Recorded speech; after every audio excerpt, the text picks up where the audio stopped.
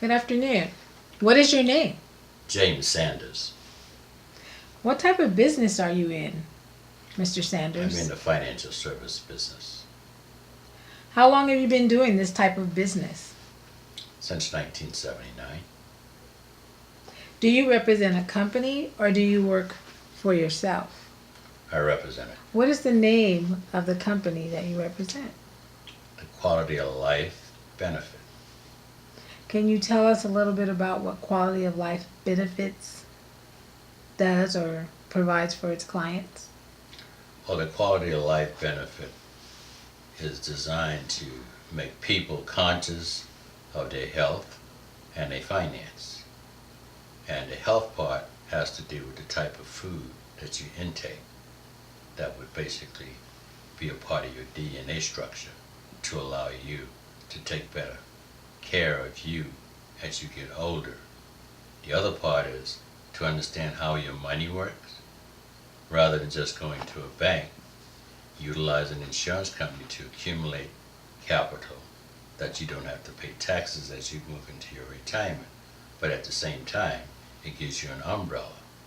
So when I think of health, I think of wealth. When you think of health, you think of wealth.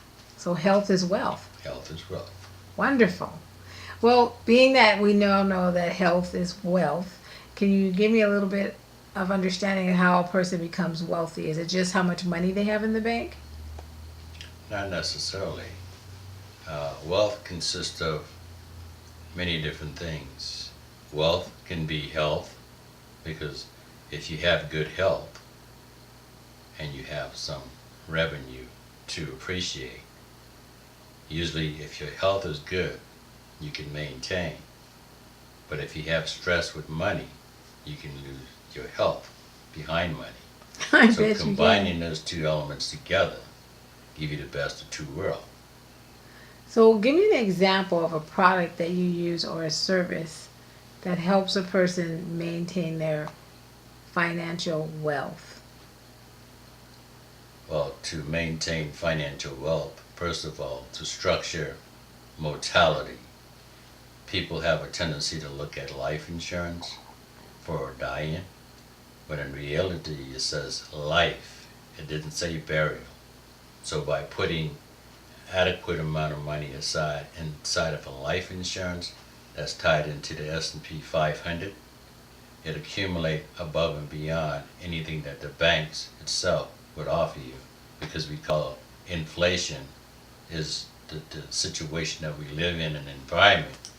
So if inflation is 3% and the bank is paying you 1.5%, then the chances are you put $1 in it, you're only going to have 97 cents.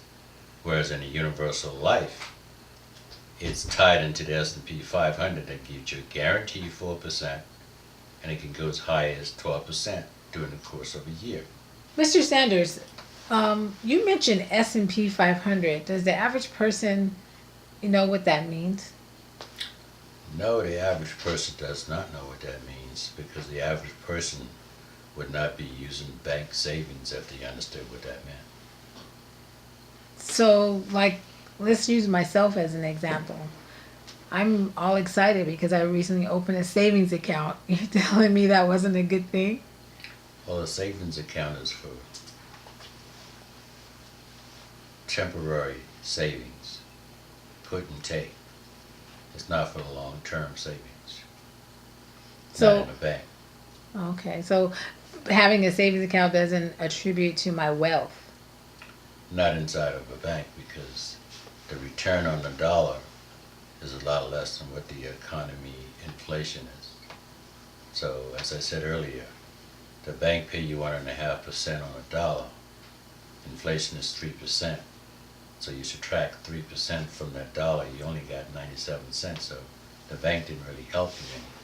You could have put that under your mattress and probably earned more money than you would have, because when the bank pay you 1.5%, you have to pay taxes on that 1.5%. So you really walk away with a guaranteed loss. Whereas in the S&P 500 life insurance program, you have a guarantee of 4% with the possibility of earning 12% during the course of that year. So putting it under the mattress is an analogy. Like if I put $50 in my mattress, a year from now I still have that same $50, and I didn't gain anything and I didn't lose anything. Correct. It's just like biblical concept. Jesus gave the talent. The guy that put his money under the mattress, he took the talent away from him because he wanted somebody that was going to multiply the talents. Last question, I promise, because we really have to wrap this up now. Is bankruptcy part of that process or no?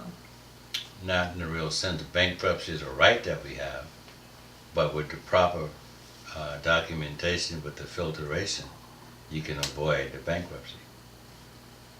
Well, Mr. Sanders, thank you so much for your time. We know you're very busy, and we appreciate quality of life benefits for being our interviewee today. And can we come back again? The pleasure's mine, ma'am.